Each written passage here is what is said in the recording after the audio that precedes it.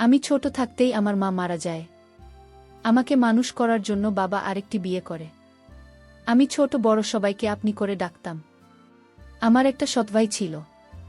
আমার সৎ ভাইয়ের চরিত্র তেমন একটা ভাল ছিল না। আমার সৎ ভাই আমাকে খারাপ নজরে দেখত। আমি অনেকবার নিষেধ করা সত্ত্বেও সে আমার দিকে বাজে দৃষ্টিতে তাকিয়ে থাকত। আমি আমার ভাইকে বলেছিলাম, ভাইয়া আমি তো তোমার ছোট বোন। আমার বয়স মাত্র 12 বছর। আমার বয়সটা কম হলেও আমি তোমার মনের ইচ্ছাটা বুঝতে পারি।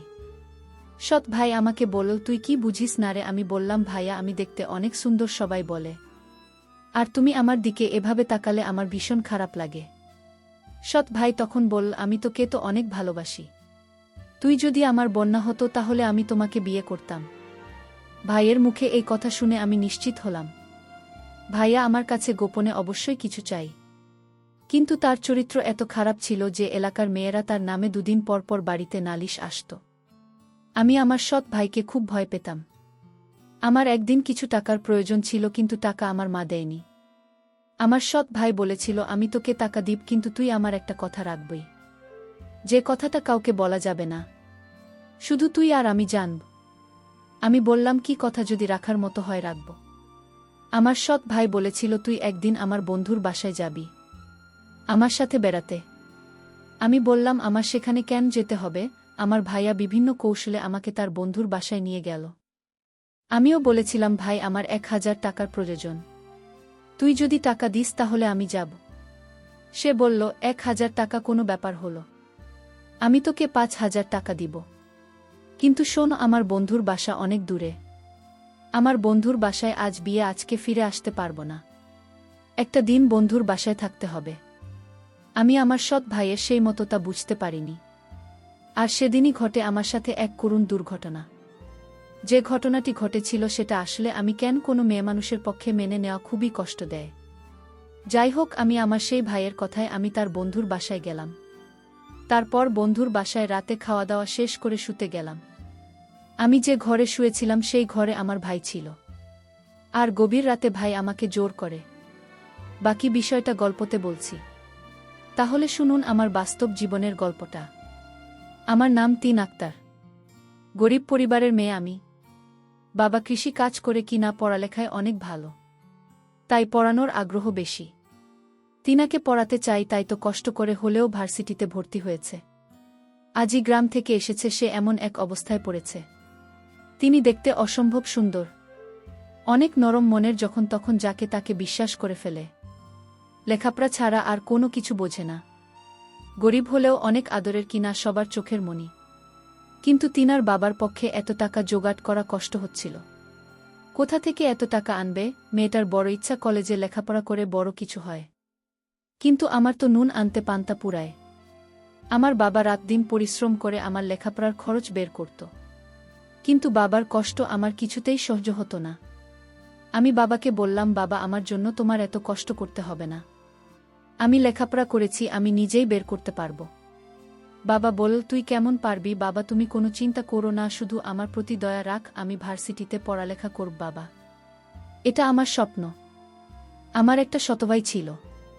আমার মা ছোটবেলায় মারা যান, কিন্তু আমার বাবা আর একটি বিয়ে করেন, কারণ সংসারে রান্না বান্না করার মতো কোনো লোক ছিল না।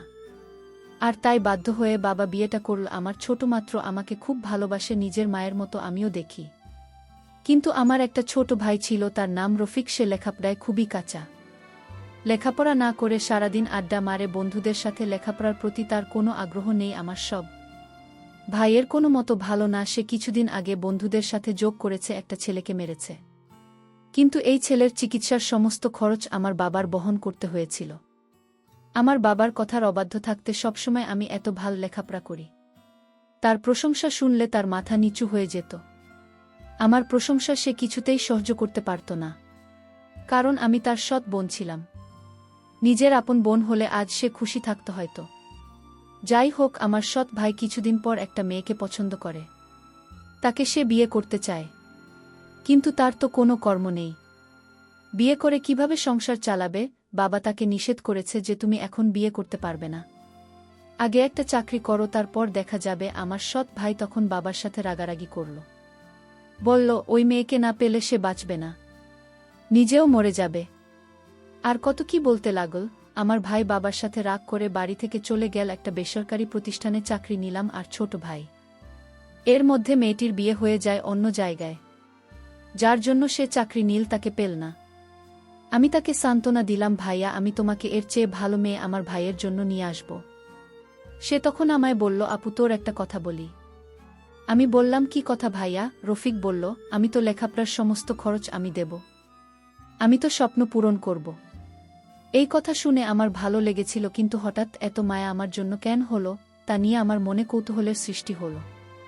আমি বললাম, ভাইয়া থাক, তোমার কষ্টের টাকা দিয়ে আমার লেখাপড়া করতে হবে না। ভাইয়া তখন বলল, তাহলে তুই আমাকে পর ভাবিস। আমি তার উত্তরে বলেছিলাম, পর ভাবব কেন, তুমি তো আমার ভাইয়া। কিন্তু আমার খুব স্বপ্ন ছিল কলেজে লেখাপড়া করা, আর তাই রাজি হলাম। ভাই আর কোথায়? ভাইয়া বলল, তুমি রাজি হয়েছ, আমার টাকায় লেখাপড়া করবে।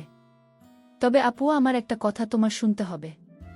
আমি বললাম, কি কথা শুনতে হবে? তখন সে বলল, পরে বলবো, তবে আমি যা বলি তাই তোমার শুনতে হবে। আমি বললাম, ঠিক আছে, আগে কলেজে ভর্তি হওয়ার টাকা দাও, তারপর দেখি। তখন আমার ভাইয়া ভার্সিটিতে ভর্তি হওয়ার জন্য টাকা দিল। আমি কলেজে ভর্তি হলাম। আমার এত ভালো লাগছিল। আমি লেখাপড়া করব, ভালো একটা চাকরি করব। আমি ভার্সিটিতে যেদিন প্রথম পা রাখলাম, আমি এত বড় ভার্সিটি দেখে অবাক হয়ে তাকিয়ে দেখছে, আর ভাবছে এত বড় ভার্সিটিতে পড়ব আমি। চারপাশে দেখছে আর খুশি মনে হচ্ছে, কত ছাত্রছাত্রী ঘুরে বেড়াচ্ছে, আশেপাশে বড় বিল্ডিং, রাস্তা দিয়ে হেঁটে যাচ্ছে আর স্বপ্নের রাজ্যের কথা ভেবে চলেছে। একটু পর পর চোখের চশমাটা ঠিক করছে। এটা তিনার একটা অভ্যেস, ধরতে গেলে তিনি ইচ্ছে ছিল এমন বড় ভার্সিটিতে লেখাপড়া করার, আজ তা পূরণ হতে যাচ্ছে। ভাবতে খুশি লাগছে। হঠাৎ কারো সাথে কাজ করে করে ধাক্কা খেয়ে নিচে পড়ে গেলাম। স্বপ্নের কথা ভাবতে ভাবতে একটু বেশি অন্যমনস্ক হয়ে গেছিলাম। নিচে পড়ে ওপরে তাকাতেও পারলাম না। তার আগেই কেউ ঝড়ের গতিতে আমাকে উঠিয়ে ঠাস করে চর বসিয়ে দিন। আমি অবাক হয়ে সামনের মানুষটার দিকে তাকিয়ে আছি। একটা মেয়েকে দেখলাম, তাকে দেখে মনে হল কোনো বড় লোক ঘরের মেয়ে। সে আমাকে বলল, তোর তো সাহস কম না। আমাকে ধাক্কা দিয়ে আমাকে আরও কয়েকটা ছেলে মেয়ে ছুটে এল মেয়েটার কাছে। সুরমা, কি হয়েছে রে? এই মেয়েটার জন্য আমি পড়ে গেছিলাম। ওর সাহস কি করে হলো আমাকে ধাক্কা দেওয়া? কে এই মেয়ে? নতুন মনে হচ্ছে। এই মেয়ে কখন ভার্সিটিতে ভর্তি হলো? সুরমার বন্ধুরা বল, দাঁড়া, এই মেয়ে নতুন হলে তো ঝুঁকে দেখে ছাড়ব। সুরমার বন্ধুর আমি বলল, পুলিশকে বলেছি, সুরমা শাস্তিটাও হয়ে যাবে। কিন্তু রাহুল তো এখনো আসে নাই, ওকে ছাড়াই কি করবি? ও আসলে হবে না। এর আগে মেয়েটাকে ধাক্কা মেরে ফেলে দেওয়ার শাস্তি দিতে হবে। আমি ওদের কথার কোনো কিছু বুঝতে পারছি না, কি বলছে ওর মাথায় ঢুকছে না। আমি ভাবছি, আমাকে কেন মারল? আমি কি ইচ্ছে করে ধাক্কা দিয়েছি? অনেক কষ্ট লাগছে, কিন্তু কিছু বলতে পারছি না, চুপ করে আছে। এই যে মেয়ে, তোমার নাম কি? একটু ভয় পেয়ে বললাম, আমি কি না? একটু দেখে চলতে পারলে না? এখন তো ওরা তোমাকে প্রতিশোধ নেবে। তুমি দেখে চললে এমন হতো না। আমি কথাগুলো ভাবছিলাম। হঠাৎ ওই ছেলে সেগুলো বললে, এরা সবাই আমার দিকে আসছে দেখে আবার তাদের কাছে চলে গেল। এত জোরে থাপ্পড় দিয়েছে, আবার আমাকে মারবে কেন? সবাই আমার কাছে এসে নাম কি, বাড়ি কোথায়, কিসে পরিষদ জিজ্ঞেস করতে লাগল। তারপর আমাকে গান গাইতে বলল। আমি গান পারি না বলাতে আমাকে কানে ধরে রেখেছে। এদিকে সিয়াম আজ একটু দেরি করে ভার্সিটিতে এসেছে। এসে দেখে সবাই ভিড় করে দাঁড়িয়ে আছে। সিয়াম আসার সাথে সাথে সবাই ভিড় কমিয়ে চলে গেল, আর সব মেয়েরা হা করে তাকিয়ে আছে। কারণ সিয়াম হচ্ছে ভার্সিটির সবার সিনিয়র। সব মেয়েরা জয়ের দিকে হা করে তাকিয়ে আছে। সিয়াম গাড়ি থেকে নেমে ওর ফ্রেন্ডের দিকে যেতে লাগল। এখানে কি হয়েছে? এত ভিড় জমাচ্ছে কেন? আমাকে তখন ছেলেটি জিজ্ঞেস করল, তুমি কে আর তুমি আমার বান্ধবীকে ধাক্কা মেরে ফেলে দিলে কেন? আমি তাকে বললাম, দেখুন, আমি না দেখে তার সাথে ধাক্কা লেগে গেছে, আর এর শাস্তি হিসেবে আমাকে চড় মারলেন। তাও কি তাদের আমাকে প্রতিশোধ নেওয়ার বাকি আছে? তখন হঠাৎ লক্ষ্য করলাম আমার ভাই আসছে কলেজের দিকে। আমি মনের ভিতর খুব সাহস হচ্ছে, ভাইয়া যখন আসছে তাহলে ওদের হাত থেকে আমার ভাই আমাকে রক্ষা করবে। কিন্তু আমার ভাইয়ের রূপ দেখে আমি অবাক হয়ে গেলাম। আমার ভাইয়া বলল, সিয়াম আমার বন্ধু, আর বন্ধু বান্ধবীকে তুমি ধাক্কা দিয়ে মাটিতে ফেলে দেওয়ার কারণে তোমার অনেক শাস্তির বাকি আছে। আমি ভাইয়াকে বললাম, ভাইয়া আমি তোমার বোন, তুমি ওদের পক্ষে কথা বলছো। ভাইয়া তখন বলল, চুপ, কে তোর ভাই? আমি কারো খাই না। ওর বান্ধবীকে মারার জন্য আজ তো রেহাই নেই। তোর কত বড় সাহস, তুমি আমার বন্ধু বান্ধবীকে মারলে, এর জন্য তো মাশুল দিতে হবে। আমার চোখের পানি কিছুতেই আটকাতে পারলাম না। মনে মনে ভাবলাম, আর যদি সে আমার মায়ের পেটের ভাই হতো তাহলে কখন ওদের পক্ষ নিয়ে কথা বলতো না, নিজের বোনের জন্য জীবন দিয়ে দিত, তা ও বোনকে বিপদে ফেলে চলে যেত না। আসলে পর কখনো আপন হয় না, হতে পারে সে আমার ছোট ভাই। 7 ভাই এরকম আচরণ করবে? আমি তখন কান্না করতে লাগলাম। আমার কান্না দেখে ওরা হাসতে লাগল আর বলতে লাগল, কেঁদে কোনো লাভ নেই। আমার ভাই হঠাৎ বল, আমার সাথে চল। আর ওরা বলল, আজ তুই বেঁচে গেলি তোর ভাইয়ের জন্য। ভাইয়া বলল, আমি তোকে টাকা দিয়ে কলেজে ভর্তি করিয়েছিস, এই টাকার কথা কি ভুলে গেছ? আমি বললাম, কি করতে হবে আমাকে বলো, আমি তোকে নিয়ে আমার বন্ধুর বাসায় যাব। আমি বললাম, বন্ধুর বাসায় কেন? রফিক বলল, আমি তো আগেই বলেছি তুই আমাকে কোনো প্রশ্ন করবি না। আমার সব কথা তো শুনতে হবে ভাইয়া। বলছি, আজ আমার মনটা ভীষণ খারাপ, কারণ আমি আজ প্রথম ভার্সিটিতে এসেছে, অপমানিত হয়েছি, আমি আজ কোথাও যাব না। অন্যদিন বলিস তোর বন্ধুর বাসায় গিয়ে বাসবনে। আমার ভাইয়া তখন খুব রাগান্বিত হয়ে বলল, এখন বলেছি এখনই যেতে হবে। আমি ভাইকে বললাম, ভাইয়া প্লিজ, আমার খারাপ লাগছে, আমি আজ তোর সাথে কোথাও যেতে পারবো না। এই কথা বলতে আমাকে একটা জোরে চড় মারে ভাইয়া। আমি কান্না করে বললাম, ভাই তুই জন্মান, আমার আপন ভাই হলে আমাকে এভাবে মারতে পারতো না। ঠিক আছে, আমি যখন তোর কাছ থেকে টাকা নিয়ে ভুল করেছি, তাহলে এই ভুলের প্রায়শ্চিত্ত আমার দিতে হবে। ভাইয়া নামক পাশের মানুষটি বলল, গাড়িতে। আমি কোনো কিছু না বলে চুপচাপ গাড়িতে উঠে পড়লাম। তারপর সে আমাকে তার বন্ধুর বাসায় আমাকে নিয়ে গেল এবং বলল, আমি তোর এখানে কেন এনেছি জানি? আমি বললাম, কেন আনলে এখানে? তখন একটা বয়স্ক লোককে আমাকে দেখিয়ে বলল, ওই লোকটিকে বিয়ে করতে হবে। তোর ভাইয়া বলল, ওই যে মানুষটিকে দেখতে পাচ্ছি, ওর সাথে তোর বিয়ে দিব। আমি বললাম, এটা কোনোদিন সম্ভব না। ভাইয়াকে বললাম, ভাইয়া আমার একটা পছন্দ আছে, আর সেই পছন্দের উপরেই জোর চালাতে পারিস না। ভাইয়া তখন বলল, বসে বসে আমার বাবার সব টাকা শেষ করেছিস তুই। আমার বাবা আমাকে তেমন একটা ভালোবাসেন না, শুধু তোর জন্য। আর তাই তো কে আর সঙ্গে হচ্ছে না তোর জন্য। আমি বাবা আমার প্রতি তেমন নজর রাখে না, ভালোবাসে না, শুধু তোর কথা ভাবে। তাই আমি মনে মনে ভেবেছি তোকে ওই লোকটার সাথে বিয়ে দিয়ে দিব। লোকটা অনেক টাকার মালিক, একটু বয়সটা বেশি। আর কি, বয়স বেশি হলে সমস্যা কি? আর আমি ওই লোকটার কাছ থেকে টাকা নিয়ে কলেজে ভর্তি করিয়েছি। আমি অনেক দিন যাবৎ তার কাছ থেকে টাকা নিয়ে চলেছি। আমি তখন ভাইয়াকে বললাম, এই লোকের সাথে আমার বিয়ে দিলে আমার জীবনটা শেষ হয়ে যাবে। ভাইয়া প্লিজ। ভাইয়া তখন বলল, আমি কোনো চাকরি করিনি, চাকরি আমার মিথ্যা বানানো নাটক ছিল।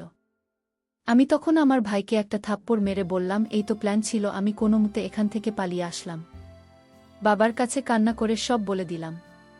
বাবা তখন আমায় সান্ত্বনা দিয়ে বলল, আজ তোর মা বেঁচে থাকলে এমনটা হতো না। তোর ভাই টাকার কাছে বিক্রি হয়ে গিয়েছে। যেভাবে টাকার লোভে পড়ে নিজের বোনকে একটা বয়স্ক লোকের সাথে বিয়ে দিতে চায়, সে তো ভাই না। তোর ভাই নিজের স্বার্থের জন্য তোকে কলেজে ভর্তি করল। ওই দিনও আরও বড় হয়ে যাচ্ছে। আমি বাবাকে বললাম, বাবা তুমি ওকে এখন কিছু বলো না, ওকে ভালো করার দায়িত্বটা আমার হাতে তুলে দাও। ওকে কিভাবে ভালো করতে হবে তা আমার জানা আছে। আর যদি আমি ওর আপন বোন হতাম তাহলে আমার সাথে এই নাটকটা করতে পারত না। যাই হোক, কিছুদিন পর রফিক বলল, বোন চল আমার বন্ধুর বাসায় বেড়াতে যাই। আমি তখনও জানতাম না আমার সাথে কি ঘটবে। আমি আমার ভাইয়ের কথায় রাজি হলাম। তাছাড়া সে বলেছিল কলেজে ভর্তি হওয়ার জন্য যা টাকা লাগে সে দিবে। আর তাই তো আমি তার বন্ধুর বাসায় যেতে রাজি হয়েছিলাম। কিন্তু আমাকে কিসের জন্য তার বন্ধুর বাসায় নিয়ে যাবে, আমি সেটা নিয়ে দুশ্চিন্তায় পড়ে গিয়েছিলাম। কিন্তু আমি সিদ্ধান্ত নিলাম, আমি তার রহস্যতে আমার জানতে হবে। আর তার কথায় রাজি হয়ে তার সাথে বন্ধুর বাসায় গেলাম। রাত যখন গভীর হল, আমি একটা আলাদা রুমে ঘুমাচ্ছিলাম। হঠাৎ আমি দেখতে পেলাম আমার ভাই আর 3 বন্ধু আমার রুমে হাজির। আমি তাদেরকে বললাম, এত রাতে তোমরা এখানে কেন? তারা বলল, তোমার ভাই টাকার লোভে তোমাকে আমাদের হাতে তুলে দিয়েছে। আমি তাদের কথা শুনে আমার আত্মা কেঁপে উঠল। আমি তখন কান্না করে বলছিলাম, আর যদি সে আমার আপন ভাই হতো তাহলে সে আমার সাথে এমন অন্যায় এটা করতে পারত না। কিন্তু আমার ভাইয়ের বন্ধুরা বলল, আমরা তো তোমার কান্না শুনতে আসিনি, আমরা যে কারণে তোমার ভাইকে টাকা দিয়েছি সেটা পেলেই আমরা চলে যাব। আমি তখন অসহায় হয়ে বললাম, দেখো আমি গরিব ঘরের সন্তান, তোমরা আমার সাথে এমন অন্যায় করো না। কিন্তু তারা আমার কোনো অনুরোধ শোনেনি। বরং তাদের যে পাওনা ছিল তা আমার কাছ থেকে একে একে আদায় করে নিল। সব শেষে তারা যখন চলে গেল, আমি আমার ভাইকে বললাম, তুই একটা মানুষ, তুই একটা পাষাণ, তুই কি করে আমার এত বড় ক্ষতি করলি? এই কথা বলে আমি চলে এলাম। কিছুদিন পর সৎ ভাই এটা একটা রোড অ্যাক্সিডেন্টে মারা যায়। আমি মনে মনে ভাবছিলাম, এটাই বুঝি তার পাপের ফল, অকালে চলে যাওয়া। আমি সেদিন তার জন্য বিন্দু পরিমাণ কষ্ট উপভোগ করিনি। আজকের গল্পটা এখানেই শেষ করলাম। ভালো লাগলে চ্যানেলটি সাবস্ক্রাইব করে পাশে থাকবেন। ধন্যবাদ।